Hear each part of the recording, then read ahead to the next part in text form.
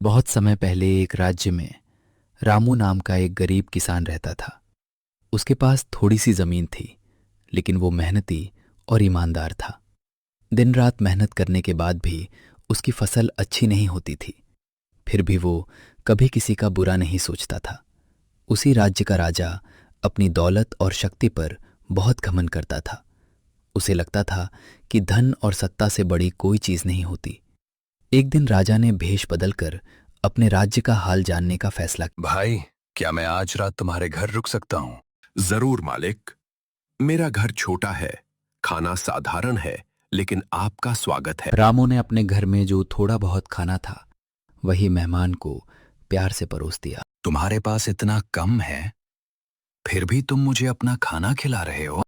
मेहमान भगवान का रूप होता है, जो है उसी में खुश रहना चाहिए। राजा किसान की बात सुनकर हैरान रह गए। अगली सुबह राजा ने किसान के साथ खेत में काम करने का फैसला किया। तुम इतनी मेहनत क्यों करते हो? अगर फसल खराब हो जाए तो? मेहनत करना मेरे हाथ में है, फल देना भगवान के हाथ में। और अगर तुम्हें बहुत सारा धन मिल जाए?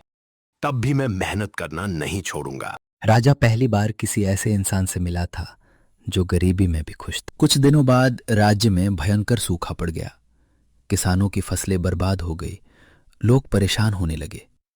रामू ने अपने घर में बचा हुआ अनाज भी जरूरतमंदों में बांटना शुरू कर दिया। अगर तुम सब बांट दोगे तो तुम्हारे परिवार का क्या होगा? अगर मेरे पड़ोसी भूखे रहेंगे तो मैं भी चैन से नहीं खा पाऊंगा। ये बात राजा तक पहुंची।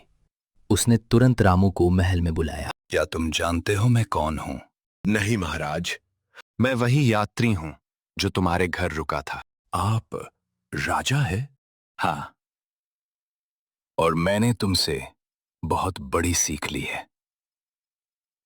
कैसी सीख महाराज? मैंने सोचा था कि धन सबसे बड़ी ताकत है, लेकिन आज समझ आया कि दया, ईमानदारी और संतोष सबसे बड़ी दौलत है। राजा ने रामू को सोने के सिक्के और नई जमीन देने की घोषणा की। महाराज, मुझे इतना धन नहीं चाहिए, बस किसानों की मदद कर दीजिए। आज से राज्य का कोई किसान भूखा नहीं रहेगा। राजा ने पूरे राज्य में किसानों के लिए कुएं बनवाए, सिंचाई की व्यवस्था करवाई और जरूरतमंदों की मदद शुरू कर दी।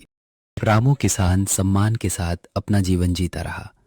उसकी ईमानदारी और दयालुता की कहानी पूरे राज्य में प्रसिद्ध हो गई।